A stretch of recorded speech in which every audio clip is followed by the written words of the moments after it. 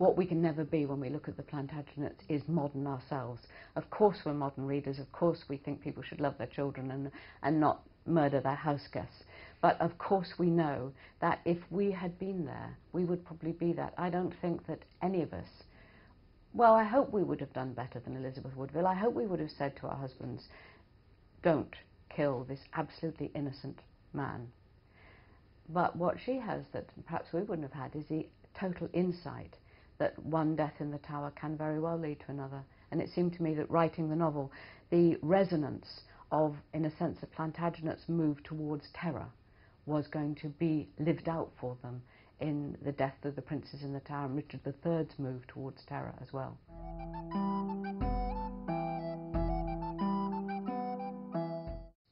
I think the Plantagenet men have this directness which comes from being able to exercise power, and because they're the ruling family most of the time and they're ruling England as monarchs, they have an absolute direct access. They are the fount of law, order, justice, patronage, wealth.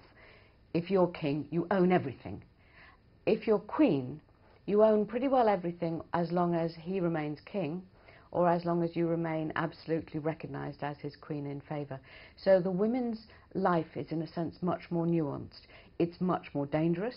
Physically, you're always in much more danger, even in peacetime, because you're still having to face childbirth every year or every other year. It's much more risky because the favour of men and the power of men is absolutely overwhelming. So in a sense, even when you're Queen of England, you're still living under an incredibly dominant patriarchy.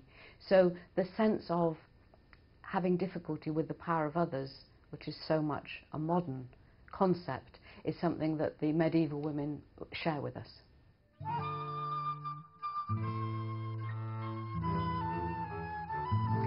When we look at Elizabeth Woodville's relationship to her children, I think we have to not be modern. We have to see, first of all, these are the currency. You have to have boys because they're going to be heirs to the throne. You have to have girls because you're going to marry them to make the next generation of alliances. These are political pawns, and everybody knows that. We don't know it because we're modern and because we think you should love your children, but they are first and foremost that kind of currency. They are part of the currency of power.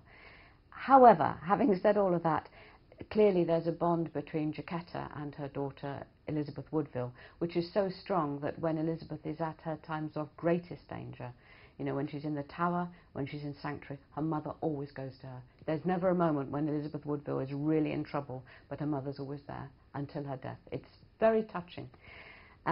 Clearly, you know, when Elizabeth Woodville was widowed and had no money, she went home to her mother. So there's a very strong maternal bond there, and I think it's possible that Elizabeth carried it through to her own children.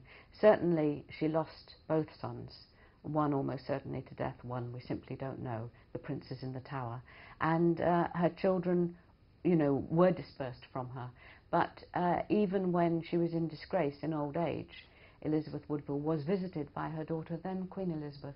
So Elizabeth, the daughter, made an effort, really a very substantial effort, to stay in touch with her mother, even when that was quite difficult to do.